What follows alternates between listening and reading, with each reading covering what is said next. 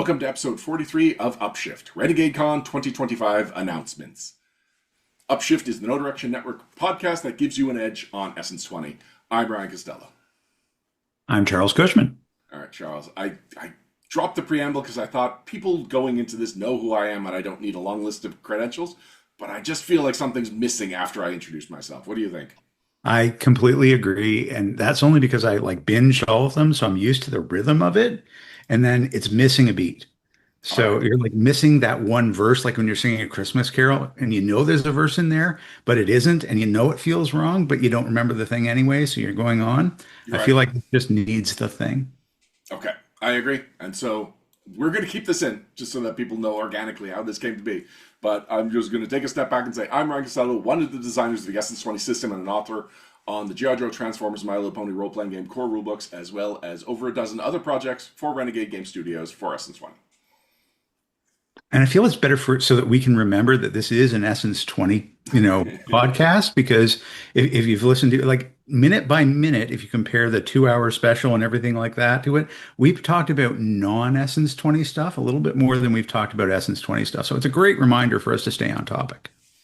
Yeah, so normally, I'll even reveal this, the pull the curtain back even more, that to keep us on topic, lately I have been recording right after dropping my daughter off for gymnastics, and we record until I have to go pick her up, and it forces us to be concentrated on what we're supposed to be talking about. Today we are not. My daughters are upstairs just doing their own thing, and so I have to be, just independently responsible for keeping us on track. Mhm. Now, All before right. we begin, although I have worked for Renegade on Essence 20, Upshift is not associated with or produced by Renegade Game Studios. This is not an official Essence 20 podcast. All opinions shared all opinions shared herein are our own. Oh, nice. I like the hour. You landed that one. Talked about it last time. We landed that one. I love that. Yeah, I might have to change this because herein are our own. That's a stumbling block right there. I'll have to. You're right. Yeah, it's a lot of and a lot of hard vowels in there. So I'll see what I can do about rewriting this so it's a little smoother to say. But anyway, here we are. So we are talking about RenegadeCon 2025. It took place last Friday, and as was warned, there would not be a lot of Essence 20 content, but there was Essence 20 content, including a pretty big announcement. So we're going to talk about that. But Charles, how familiar Yep. are you with what RenegadeCon even is? I don't know what it is at all. I know that I recognize it as something that you and our DM Eric are very excited about hearing about, but I've never actually read the material on it or it is a virtual con. There are slides. Everything I know is from crosstalk from you folks, and I deliberately didn't look it up this time so that I could ask some reasonable questions that I didn't know the answer to. All right. Well, to start with, there are a few misnomers in there because it's generally called Renegade Con and then the year. There's actually two of them within every given year. And so there will Oh, be another Renegade Con 2025 after Gen Con. It gives them a chance to do every 6 months a big heaping of announcements because instead of just sending a press release and hoping that things catch on, Renegade has made an event of it. But it's also a misnomer in that it's not a convention in any practical association with that word. It is not where people get together and play games and whatnot and they're shopping or whatever. No, it is Renegade Announcement Fest. It is a series of seminars all dedicated to Renegade and their products. Some of which is upcoming stuff that are announced. Others is stuff that has recently come out that they are celebrating and doing a deep dive into. And in the past, there have been weekend long Renegade cons. Those seem to have gone away. And now the Renegades kind of gotten it down to this tight 6 hour block of just rapid succession of different seminars.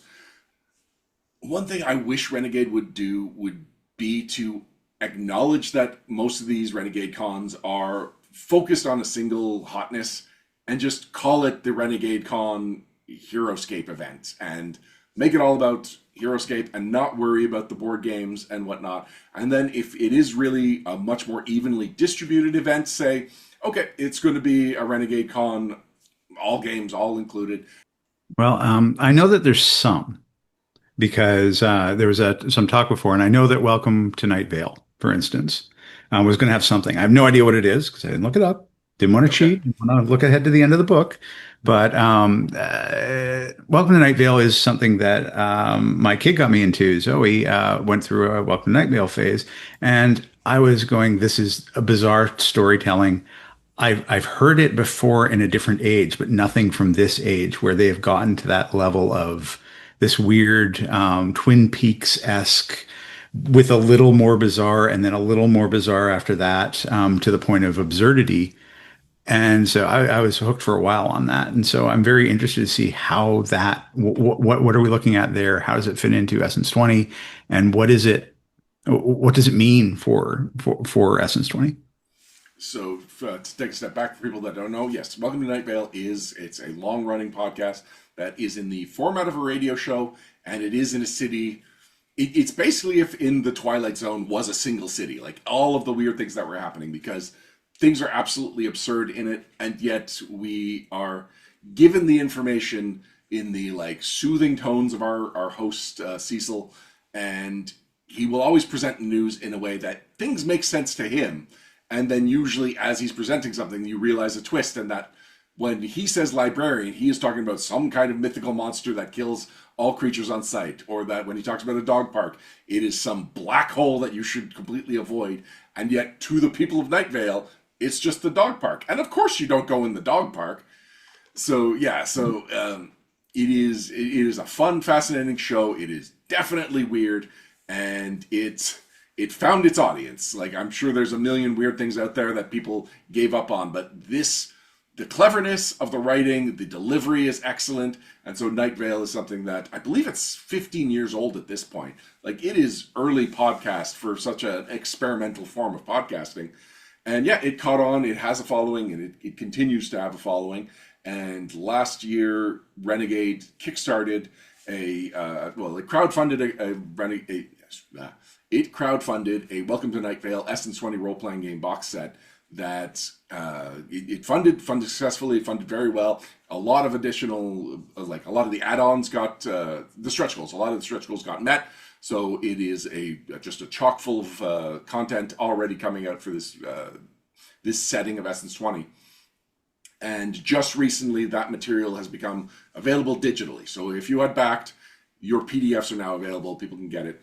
One warning is that apparently, because of the way that Renegade watermarks its PDFs, they couldn't like put it all in a single zip file, and there were a lot of stretch goals met. So if you are going to download, mark off like an hour of just like clicking on links, downloading, saving it, and because of the way that Renegade names its files, you'll also probably want to rename your files. I've gotten into the groove of whenever I'm downloading it. I know how to copy paste from the product page. Like, I have my steps to make it go really smoothly, but I can understand if this is your first time getting something off the Renegade website and you now have dozens of these PDFs to download and try and keep track of which is which, it might be a little overwhelming. So maybe just go for one or two, the big ones, and then worry about downloading the other ones later. Give yourself a little grace period. I have not, unfortunately, gotten my hands on any of this product yet, so I cannot say how they translated a radio show where a lot of the appeal is that you don't actually know what's going on into a tabletop role-playing game, which is a lot more about what's going on. But I do know from feedback of some people that have played it that it really is like it captures the weird. It is an indulgence of weirdness, and that you're just somewhere else within the world of Night Vale living out these adventures. So the format has changed, but the world is consistent. And I do hope to have Carlos, the game designer, on the podcast in the near future to talk about it. That would be amazing. Wow. So that's the one I knew about. What don't I Yes. know about? So specifically, that seminar was character creation. It was with Symphony Sanders, who is a cast member on Welcome to Night Vale. And so they were joined by Rena, who is the Renegade Community Specialist, and they did a Welcome to Night Vale Essence 20 character creation session. It is about half an hour, and if you are not familiar with Essence 20 at all, it's a great place to learn the system, because they really do go through, here are the essences, here's how they work, here's how you invest in them, here are your influences, your origin, your role. And if you were hoping for previews of what's in Welcome to Night Vale, those sections Rena actually like reads over everything to Symphony, but like when they were recording this, but then during the event they actually fast forward through them talking about the things only to the ones that Symphony then settles on. And so you get some flavor of what's in the Welcome to Night Vale box, but you don't have the entirety of all of the options in there. Well, like I kind of get that. You should buy a book to get those. You should buy the book, and it also it gets dry, and you never want to feel like you're just not getting something interesting. You want to be hyped about what's coming out. But it is fun to watch Symphony's excitement go up as they realize how Welcome to Night Vale is translated into this game, and they seem really excited by the end of it. Like they seem most excited at the end after they've made their character. So that is a good sign. So now let's build up towards the big news announcement. The other thing that Essence 20 bit of news that was on there was not really news, but it was that Transformers 1, which is the source book based on the Transformers 1 film that came out last year, it was recently available as a PDF to anyone that bought the physical copy. If you pre-order a physical copy with Renegade, they will give you a PDF along with your purchase. The deal is just that you're getting this PDF. It's implied you get it when the book releases, but Renegade has a habit of releasing it early. And in Transformers 1's case, they released it very early to the people that pre-ordered the physical copy, but people that had purchased just the PDF copy alone, they still didn't have access to it. So as of RenegadeCon, now they have access to it as well. And so everyone has been celebrating Transformers 1, a source book that I'm super excited about. And in fact, that reminds me I need to add something to our shoutouts because I was on the BAMF podcast talking about it. Ooh. All right, I'll get back to that after. But no, the big Essence 20 news was the new G.I. Joe source book was announced. It is a November 2025 release. It is Hawk's Personnel Files. Really? Really? What are we going to be looking at getting out of Hawk's Personnel Files? Charles, I'm glad you asked. I'm actually going to start by reading over the product page because it does give a good outline of what to expect from the book. There's a link there. First of all, I'd like you to take a look at this cover and give me your thoughts. So while you're going to the link, I will start reading over the product description. Delve into classified files to bring iconic real American heroes to your game. Hawk's Personnel Files brings G.I. Joe classic characters from the series' golden era of 1982 to 1986, drawn from the original 13 to specialists like Airtight, Lady J, and Shipwreck. Among them are a wealth of historic characters and villains and Game Master advice on running stories through some of the most memorable series from Larry Hama's early comic runs and the classic Sunbow cartoon. Hawk's Personnel Files is part of the G.I. Joe role-playing game, which includes 7 other hardcover books. Okay, let's skip that. 2 features. G.I. Joe role-playing game's first advanced role, Old Hand, a dependable veteran ready to pull their squad out of the fire. 64 stat blocks for heroes and villains from the beginning of G.I. Joe, and contact perks for Joe guest stars for your campaign from Ace to Zap. New character options including 7 influences like the Explosive Engineer with Nerves of Steel and the Coast Guard Origin. 29 new general perks to customize your hero or villain, disrupt your foes with frequency interference like Breaker, or make your way across the battlefield via tactical gymnastics like Scarlet. Get right into the action with pre-generated characters for all 13 original Joes like Grand Slam, Short Fuse, and Colonel Hawk, and guidance on running adventures and campaigns during G.I. Joe's golden era. So, Charles, did you load up the cover yet? I did. I have that comic. What's that? I have that comic. That is definitely Origins of Snake Eyes inspired. I love everything except one thing, which is a glaring thing that sticks out to me. Is it the movie logo on the knife? Pardon? It is the logo on the knife? It is the logo on the knife. So that has now been like adapted as a universal logo for G.I. Joe, but I can understand that you and I'll be honest, the target audience for this book might take exception to that. But it is one of the only ways to make that knife feel less like just a generic knife, other than putting the words G.I. Joe in the 3 flag lines, which is, it's clunky as a logo. One of the best things about the movie is that they came up with a logo for G.I. Joe that is as succinct as the Cobra sigil. That's the the only the disconnect for me is that Hawk's Personnel Files brings the G.I. Joe classic characters in the series golden era of 82 to 86. Yeah. And so if you are calling 82 to 86 out, the logo didn't exist until the movie, Fair. and so it feels discongruent. But every single other thing about the cover tells me exactly what I'm in for. And like I say, it's the top secret is very much from the cover of The Origin of Snake Eyes. And it's very much kind of inspired by all those pieces. The Arashikage symbol, the I think that's a combat infantryman's badge that is there. The sword Um, and the ramparts, uh, or the the okay, no, I maybe I don't remember what that is. That's a ranger symbol is the sword and the ramparts, I okay. think. But please feel free if you're in the comments if I've gotten all of this wrong to point that out. I will be more than happy to know where I'm wrong on this. But as far as this goes, like it's got the snake eyes and bucket hat with the little shadow over it. Like I love those different pieces of it, and I think that will be a very interesting part of the book to read. And of course, any of the new skill sets and pieces that were mentioned there, I'm going to love reading because I'm trying to build a new character right now due to a big change which is coming forward in the Energon files. And so I need to. Don't worry, nobody's dying. Nothing's going on like that. It's just you have to have a second character, and I have abandoned a couple of my other ones, and I'm looking for something really good. And I think that this would probably be a good place for me to start and taking a look at that. But yeah, other than the symbol, everything on there is spot on to telling me exactly what I'm going to get out of this, and I'm really interested in seeing what you can do with. And I got to assume, were you involved in this one? I was heavily involved in it. So there are 4 chapters in the book, or 5 chapters in the book. It depends on whether the introduction is counted as its own chapter. But I outlined the book. I assembled the team that would be doing all the further writing, which was myself. I handled the 82 dedicated chapter, and the last chapter, which is I forget what it's like, strategic reinforcements or something. Anyway, it's the new options chapter. So I wrote all the new options, and I wrote all of the 82 characters. And then Jacob Blackman and Kim. What is Kim's last name?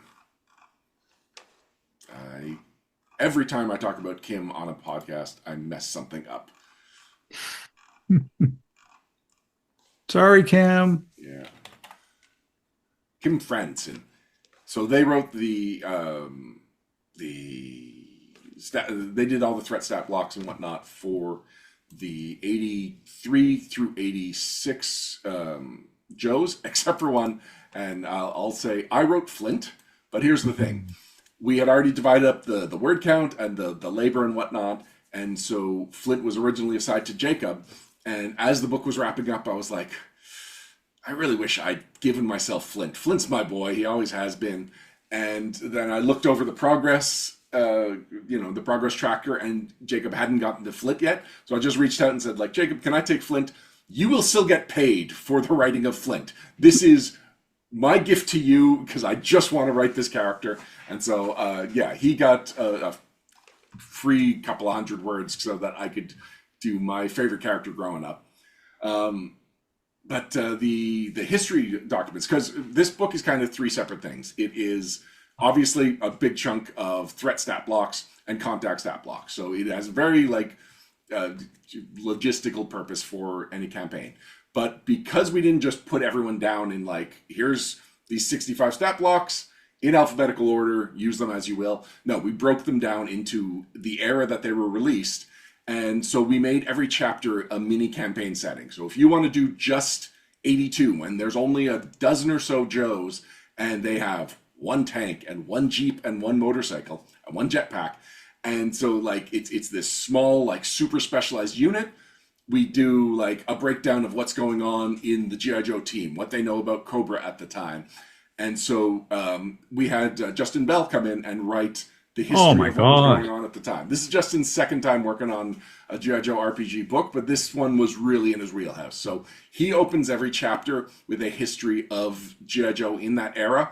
And we separate that into 2 different ways. One of just here's the dynamic between G.I. Joe and Cobra in that period in their history. And then we also break down, if you also want to set this in 1982, here's a little bit of like the global geopolitical situation.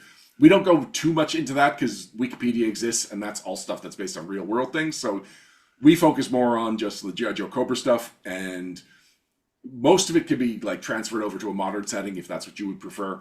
Just as long as you know that it's like you have only just heard about Cobra, and here's how, like, your missions will probably be a lot of fact finding and just trying to figure out who this new threat is.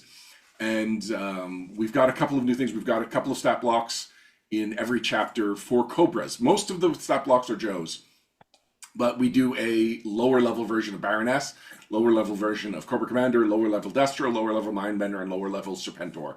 And the motivation is also is one part to have this is the younger version of them, so they're less experienced, so they are a lower threat level.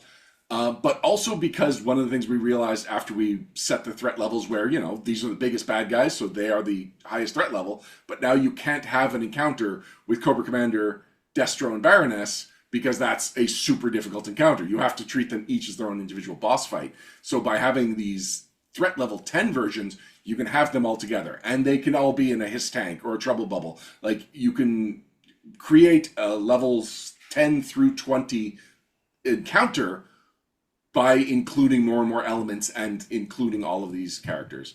And then also having a lower threat level version of Dr. Mindbender. He's probably the one character that it's like, of the list of characters I listed, he's the weirder villain to include. But whenever I've seen somebody writing or proposing an adventure for G.I. Joe, almost all of them, it's like, it's weird super science and Dr. Mindbender's involved. To the point that I've had to add a note in the like G.I. Joe role-playing game Bible of like, it can't always be Dr. Mindbender. So this at least gives you a lower threat level super scientist that it can be. And so you can rename them, you can do whatever you want, but you now have multiple different evil scientists that you can do so that it's not just specifically a Mindbender flavored plot. And then Serpentor is included because the Serpentor in the comics is very different from the Serpentor in the cartoon and the file card, and much cooler. Like, the idea that he is this really strategic battlefield commander and that he's playing Cobra Commander. He doesn't just show up and say like, you're out, I'm the new leader. So if you want a more comic accurate Serpentor, we've also included him in here too. But specifically talking about 82, we've also included templates for the first time, because if you read over the original comics, the only Cobra Troopers are the boys in blue. And so you'll see them with like, oh, he's got a headset, so he's the tech Cobra Trooper. Oh, that one's got a bazooka and like a different vest, so he's the heavy weapons one. So we've added templates so that if you just want to run with generic troopers and not assume that there is a Viper specialist for every kind of situation that Cobra will need them in, you now have a way to turn anyone into a specialist. And while the concept is that you're doing it with the Cobra soldiers, the basic Cobra Troopers, you can apply it to anybody. So if you want a leader type Televiper in your group, they would be as technological as a regular Televiper and have leadership skills. Or if you want your Alley Viper to be a helicopter pilot, you can apply the pilot template so that he becomes a vehicle specialist while still being an Alley Viper.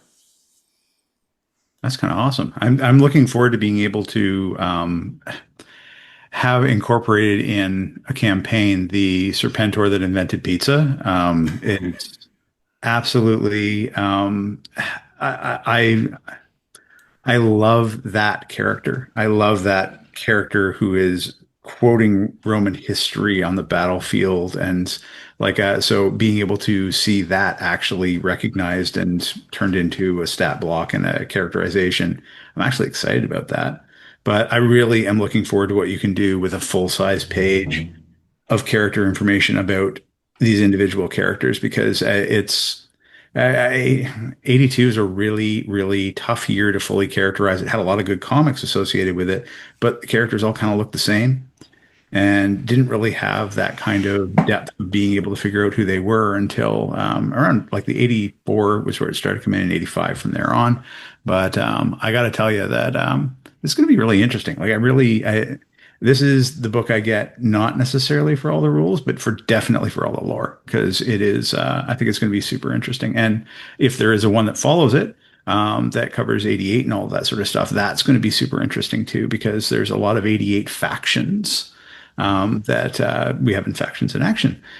So those are the type of things that I'm going to be super interested in that. But in this one, I want to read the bits. And then, of course, I'm also excited about any of the chunks that you write are usually pretty good sets of skills that well, skills, sorry, all the different pieces of the character. It just it opens up a lot of options. So I'm excited about this. I was not expecting, honestly, a full GI Joe book with all of the pieces, and so I am super glad to have heard it because it seems like really close on the heels of the Transformers one, and so I was just like I'd have been happy with that, and then I would just move my on and use that and absorb that. But having a full GI Joe book, that's awesome. That is amazing. There are some funny parallels between Transformers 1 and Hawk's Personnel Files, and it's completely unintentional. So both of them are kind of origin books. Hawk's Personnel Files was pitched, immediately approved, went into production much faster than most of the books that I've been associated with, or went into writing, I should say. And then production came later. And in that time period, Transformers 1 came out, and the opportunity to do a tie in book came up. And so that one got fast tracked. And so it's not like Transformers 1 was inspired by Hawk's Personnel Files or vice versa. It's just that, that movie came out, and since the core rulebook came out, I've actually been holding back on the majority of the original 13. Like the ones that you can't avoid, obviously we needed to include Hawk, Stalker, Snake Eyes, Scarlet, and I even felt like Breaker and Clutch really, oh, and Rock and Roll. So more than half of the original 13 were included in the core rulebook, or at least referenced, but I still never went into here's what the team was originally and here are all these key players from the very beginning of it, because I knew this was a chunk that we could dedicate a chapter to and really do it justice. And so this is it wasn't necessarily going to be in this book, but the fact that this is the home for that idea was something I was really excited about. And you were talking about how those original Joes were a bit challenging to write for, because I do agree that they were like, it is fun reading the original 12 issues of the comic when it was just those 13 characters. And you do kind of get insight into them a little by little, but like the file cards are a lot more about this is their technological specifications, and you do not actually learn as much about their history. Luckily, thanks to books, the Creating G.I. Joe series of books by Dan Killingsmith Jr., he actually has the original Larry Hama file cards, which were full-page write-ups that go into a lot more history and a lot more personality of the characters.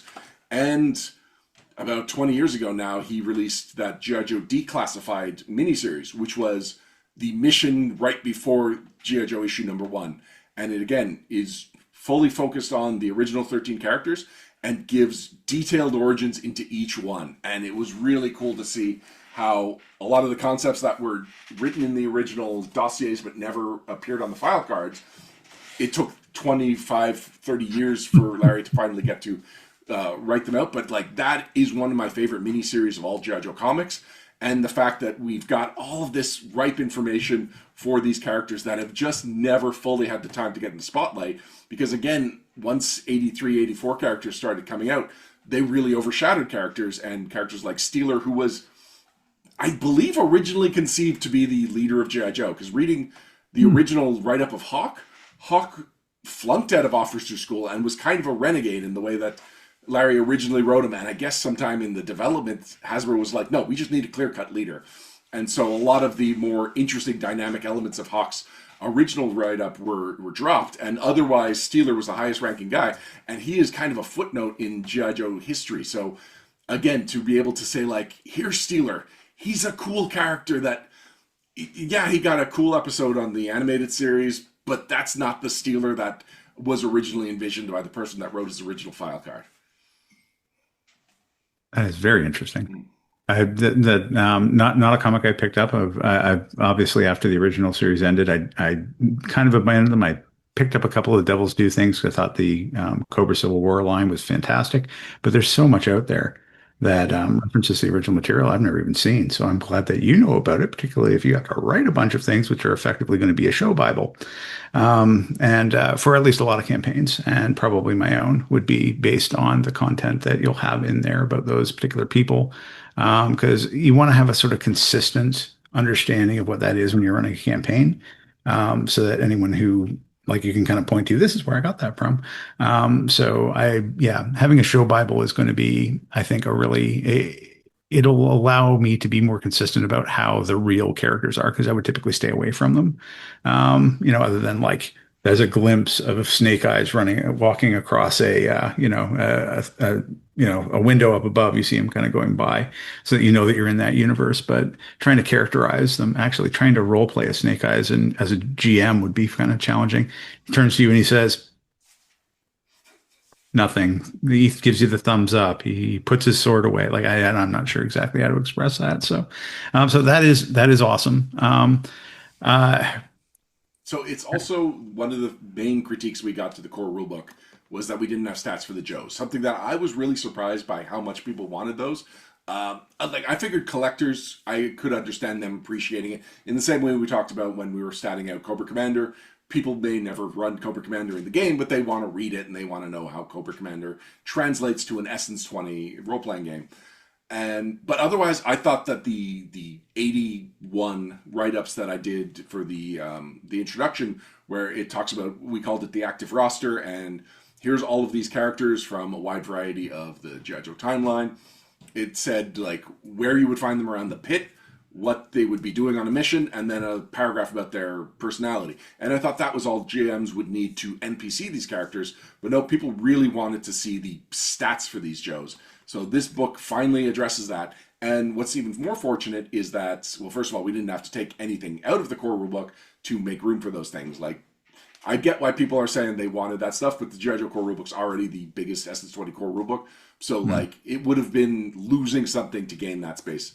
But in the interim, we created the contact rules, where instead of just instead of having a full stat blotted character that the GM has to run, we've got a Joe that has a couple of abilities that you can pay for with your alliance points, and then something happens and it just ties into them, and it's a great way to incorporate the flavor of that character into a scene, not take the focus away from the main characters, which is the PCs, but like still explore the world. And it's also just fun to write up these characters and to figure, like, if I have to narrow them down to three abilities, their best ability, their medium ability, and their like just like their one-off ability, like that's fun design space. And so the fact that now every single Joe between 1982 and 1986 that it was released as an action figure exists as both a threat stat block, or at least will in November when the book comes out. They exist as a threat stat block if you want to fight them, and a contact stat block if you want to call on them. I think that's really cool, and that's something that it took this much time in Essence 20's lifespan for us to be able to create these characters in their best possible version. And I think, so speaking as one of those people who do want that information, I can tell you why. I can't speak for everybody else who wants it, but there's a certain amount of when you create a character, could this character beat Snake Eyes? No. Yeah, and no, but could this character beat Downtown? Could this character beat, like, what is the power level of my I have to pick a character? character that we haven't statted out yet. Nobody cares about Downtown. That's why I used him. Nobody even knows what he's capable of, but He's a he mortar can hit. specialist, just less Well, interesting yeah, than short fuse. he could hit well, he's new short fuse, but could short fuse hit home base from outside the arena? Right. So, I mean, like, how good am I as a character in comparison to the people that I know and have an idea in my head about how powerful they are? And it gives you a sense of balance, and it gives you a sense of where you are in this world in power level comparison to everyone else. So with Transformers, you were always able to take that thing and go, look, he's a 7, he's a 5, his leadership to 1. So obviously, I'm not going to listen to anything he says, but you would be able to compare them to each other and do a top trumps kind of, this guy's better at this than this, so this guy would win this fight and that. There isn't really a way to do that when there's not the stats. And so some people are always going to be math nerds when it comes to this sort of thing. And I have to admit to be one of them. I mean, I want to know, okay, could this guy, is he tougher than, I'm not going to name anyone because I don't want to like end up being in a position that's there. And he didn't come out till 88, by the way, so there didn't need to be a stat block for him. But anyway, the point is that I want to know. I want to know if am I stronger than Steeler, who can lift freaking metal bars and change a bogey wheel tank? Am I like, this stuff matters in judging how good you are in comparison to everybody else in the universe.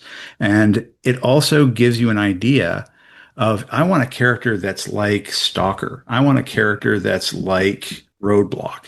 what do I look at in all of the things all around Essence 20 in order to decide how I can be one of him? And so it kind of also is a bit of a template to being able to say, okay, well, if you're a roadblock, you need a strength 9. Like, I don't know if that's what it is, but you need that in order to be able to be the guy who can handhold a 50 caliber machine gun and fire it.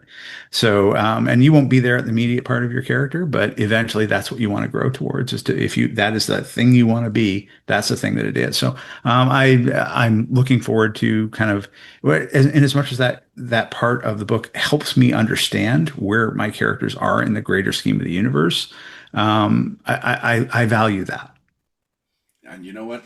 In the outlining of this book, I wrote out every character that we were going to include, and then I had to figure out their threat level. And I knew I wanted a certain range, and then I would have to break it down. And it was like, all right, I want to make sure that if we've got redundant specialization, like we've got breaker and we've got dial tone, I want to make sure that when people are running encounters, they've got a low level option for a technology specialist or a communication specialist and a high level option.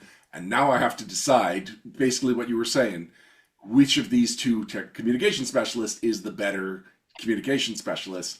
And sometimes it came down to game needs, sometimes it came down to what was established in the lore, and sometimes it just came down to vibes. And I just had to decide which of these two characters with overlapping specializations would go where. And Grunt was always the biggest one because it's like he is really good at being totally generic. He is the baseline. So where do I put him? And what does it say if Grunt is a better generic soldier than say Leatherneck is Marine? Or like those are questions that I asked myself before I brought any of the designers on board. I wanted to make sure that when I gave them the outline, it was like, here are the people you're working on, and here's their threat levels. And I knew why. I didn't explain why in the outline, but that was a very important part of the outlining process. I will say that I take this very seriously, more seriously than I have to, more seriously than I am expected to. But to meet my own personal standards as a fan, as someone who would want these role playing games to be of a certain, a certain standard, I make sure that I do the research and I find every resource that I can to make sure that this is as like true to the source material as possible. And I think that there's a certain extent of it is that, you're going to like put this guy in as like a threat level 3, and I'm going to be like, he did what? And then you're going to go into the 15-minute explanation of how you came to 3 Yeah. and be able to show like with notes. And here's the 4 links that I used in order to be able to, and these are the 5 pages of the comic book I used. Like, I feel like everything will be completely defensible down to the level of like a university thesis. So I feel, Best and I love example of that. that is justifying Cobra Commander's threat stat block or threat level in the core rulebook because he's a 20, which makes him one of the strongest threats in the in the world.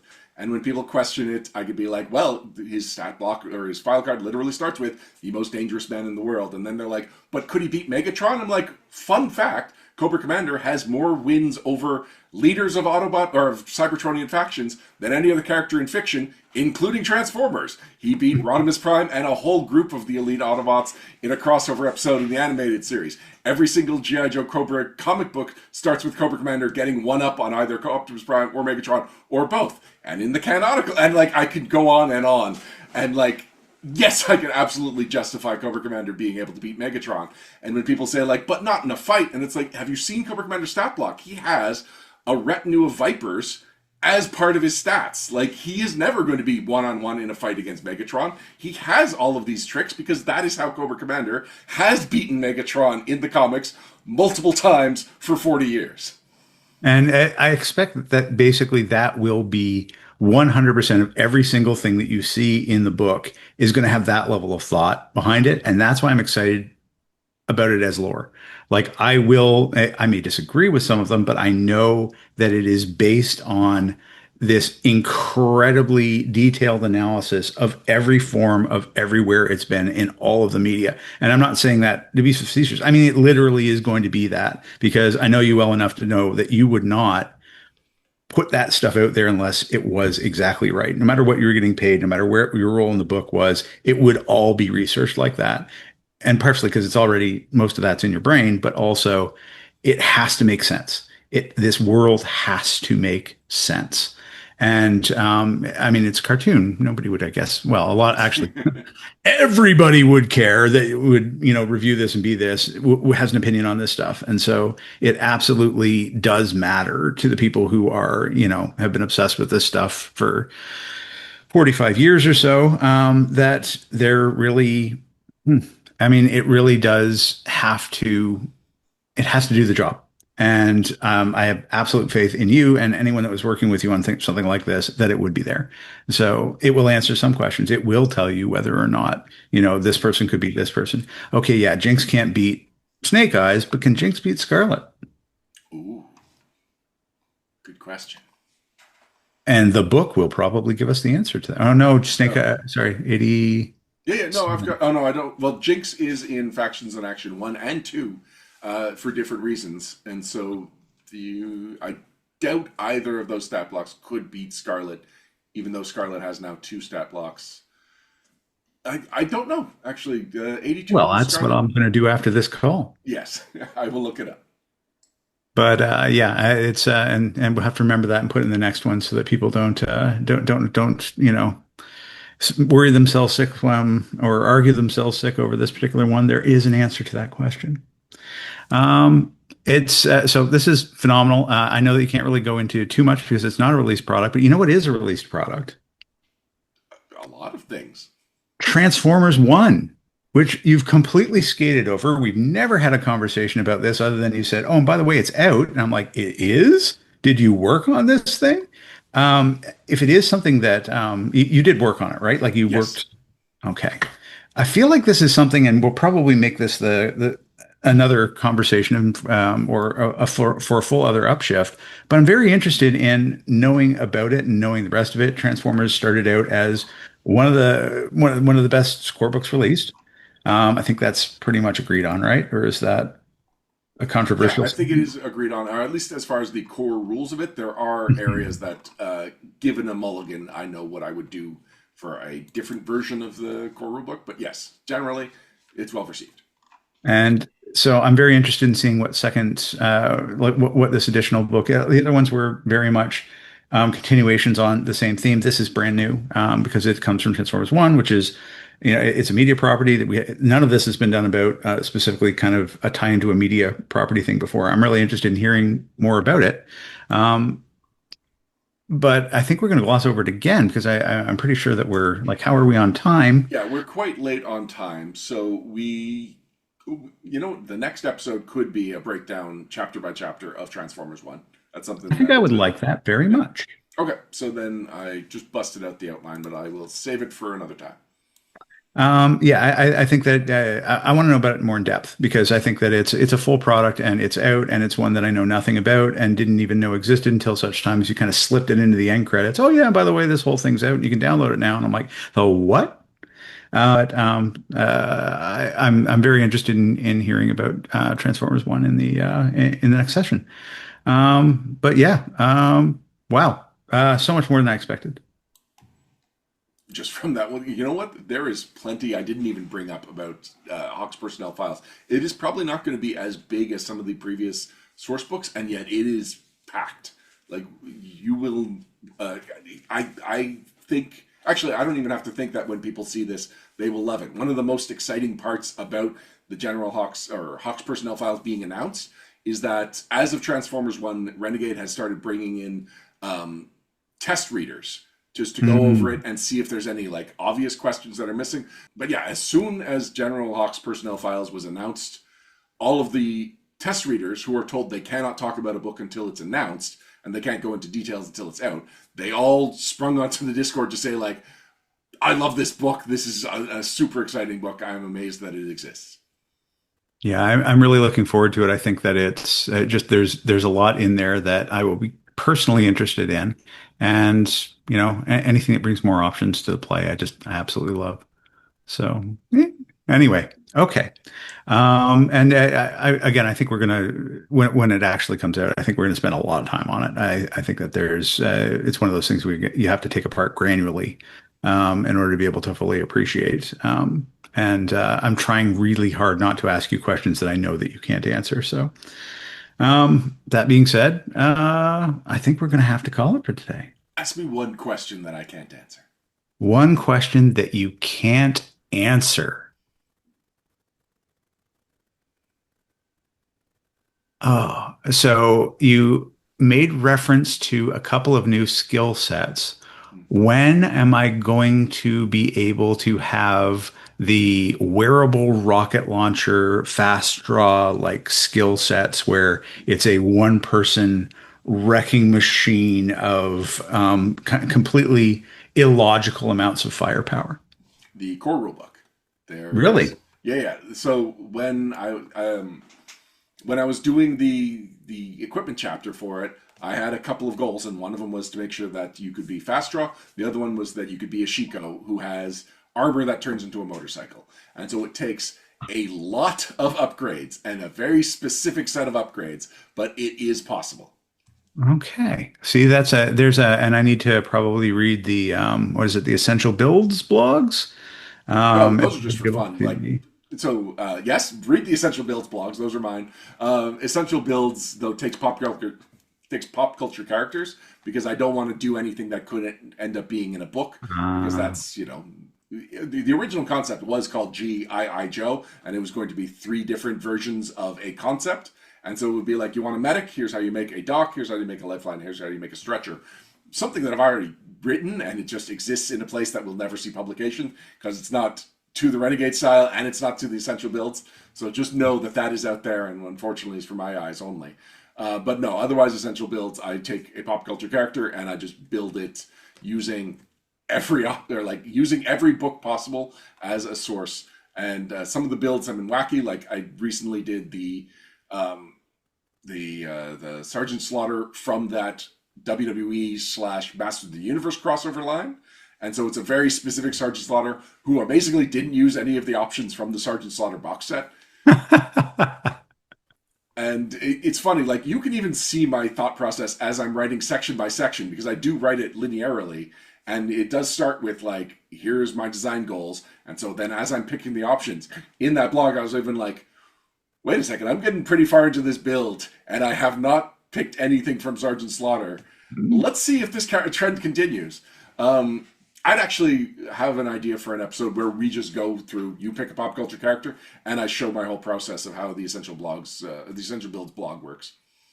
Not next episode. Next episode is Transformers 1. Next episode is Transformers And 1. in the near future, we've got Night Vale. But whenever we've got a low news week, we can always do a Essential Builds participation episode. I would like to do that. I would really like to see, well, I don't know. Hey, I've got a character creation coming up. That might end up being how that works. Sure. But yeah, no, I'm just absorbing how much out of Hawk's personnel files. I deliberately didn't, pre-look at this stuff because I wanted to be surprised, and I am. I think you will be very happy. Just knowing your level of commitment to G.I. Joe and your understanding of Essence 20, you will be really impressed with some of the new and creative ways that I've found to bring some certain mechanics to life. That's because you're like, I'll give you one question. I'm like, I cannot possibly limit it down to one I know. question. So I'm gonna just because then I'll be like, but, and then we'll hang up the phone. I'll be like, but, and you'll be going, no, NDA, NDA, NDA. I'm like, okay. But no, I mean, and he didn't tell me anything he won't tell you, folks. So just Right. recognize that. I Um, even, you know what? I normally stick to just what's on the product page. Like that is what I'm allowed to talk about. And I did stretch it by saying that there are those templates that let you customize your Cobra Troopers. That's not actually mentioned anywhere on the product page. That was maybe I'll get in a little bit of trouble for bringing that all up, but right. I'm not going Shh. to edit it out. Don't But tell anyone, people. If you heard it, just don't tell anyone. Shh.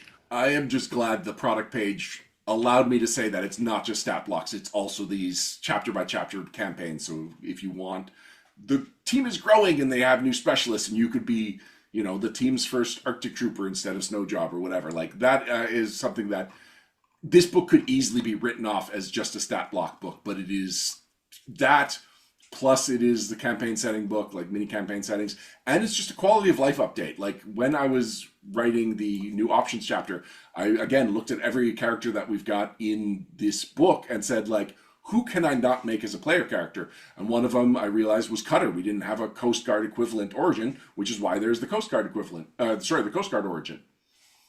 So all of those options, it really is like, what does the game need, and what it specifically needs to make all the Joes in this. The chapter that people are not buying this book for might be the one people are talking about the most after it comes out.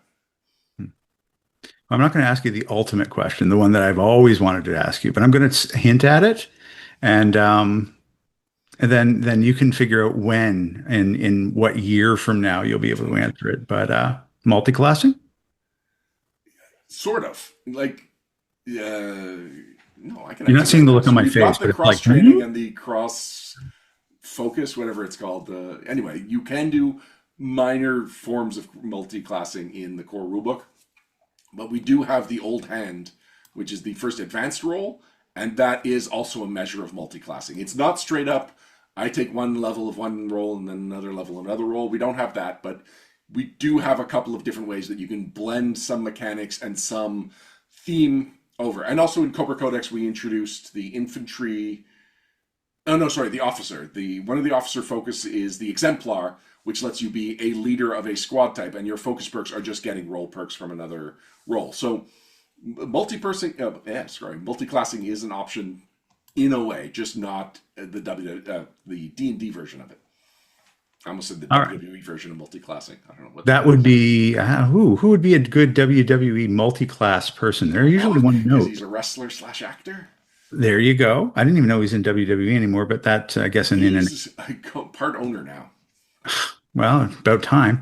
All right. I'm going to stop poking at that particular bear though for a little All right. while because again, there's so much of it that I haven't fully explored yet, and I've got an encyclopedia right here that I can continue to ask the questions in order so that the stuff that's already there I can know about and then know what the future is going to be. I All right. do like Wow. that your two questions of like, when is this coming? Both of them, it's like the core rulebook. There's a Yeah. lot in the core rulebook. You just have to dig Well, deeper. and as we talk, my understanding of Essence 20 is, despite the fact that I've been immersed in it for almost 6 months now, I still haven't dug it all up. I still don't know all of the different things or how they fit together yet. And every conversation that we have, I learned something incredibly new. The conversation that for the last one about My Little Pony rebuilt how I thought about the entire Essence 20 system. Every time I'm learning more. And I'm looking forward to learning more about Transformers 1 next time. Anyway, We got some shout outs. we got some shout outs to do. How you're going to cut this thing together, I have absolutely no idea. This is going to be just wow. Throw some shout outs at us. All right. So last week we talked about Energon Protocols, which is a podcast. It's the actual play podcast of our campaign, and it is on the Headcast network. I am once again going to shout out to them because, as I said, I was on the Headcast podcast on that network. And what I knew was we were going to be talking about issue 64 of the Marvel comic, which I appreciated because it is Backstop's first appearance. Not the one you're thinking of. It's the one where he is just a black figure in the back of one panel and gets name checked, even though they never quite get the character's design right in his 3 panel appearances. And then it was also we also talked about the Sunbow episode Cold Slither, which, that sounds cool. I'm really excited to talk about that. What Aaron didn't tell me when he invited me on is that Michael Charles Hill, who was a producer at Sunbow and who wrote the episode Cold Slither, would be on the episode with us. And so that completely changed what the conversation felt like. And I got some amazing insight into the production of Sunbow in general, but like Cold Slither specifically. And I also found out Michael Charles Hill wrote the majority of the Knowing is Half the Battle public service announcements. Like, this is not a name that comes up in the same, with the same reverence of, like, Flint Dilley and Buzz Dixon as far as people that had a lot of influence on the Sunbow animated series. But he was a major player, like an unsung hero of Sunbow G.I. Joe. And I got to realize that in real time. Wow. So that episode, the live recording already took place. It won't be out for a couple of weeks, possibly months. When it comes out, I will once again shout out to the Headcast. No, he knows a lot of people. You know, Yeah. he's the quiet guy, but he knows everybody and he does all the things in the background. So, okay, what else you got? All right, so Unnatural Disaster was last year's free RPG Day module for Essence 20, which is a crossover book that I wrote, and it is now available on the Renegade site. So, for those who don't know, Free RPG Day, every year a bunch of RPG publishers send just a box of product with exclusive material to game stores that sign up, and you can go and you pick it up, and everything is free. Although some game stores will ask you to, it's free with a purchase, or they will limit. You can't just come and take everything off the table. So anyway, every year Renegade has put something out for us since 20's launch, and last year's was Unnatural Disaster, which is, as the cover suggests, a crossover adventure, but it's actually different from all the other crossover adventures we've produced in that this is actually a setting agnostic adventure that has plugins for the settings. So here's what I mean. If you go to the adventure breakdown, and this will not really be a spoiler. So the adventure background says, in a secret sub-basement in the Menagerie district of A, and then in bold letters it says Metropolitan City, an eager, bold letters, villain, and their bold letters, minions, experiment with a bold letters device beyond their comprehension for nefarious bold letters purposes. And then if you just go to the settings pages, whoops, I think I skipped over it. There's a real wacky Mad Libs feel there. Yeah, it kind of does. So now, then, if you go to the section specific to the setting that you're running it in, it tells you if this is a Power Rangers adventure. Here is the villain. Here is the minions. Here is the device. Here's their purposes. The Metropolitan City. Like, it's the same adventure that can be run for 4 different settings, and it's so when I was writing it, I also tried to make sure that the balance felt a little bit different. So in some of them, you've got a lot of low-level minions. Some of them, you've got a smaller amount of slightly higher-level villains. So if you are curious about how it runs for the different settings, you can run it different ways, and it will feel mechanically a little different on top of being thematically and just, flavor-wise. All right, we need to So put that yeah, on now, what's that?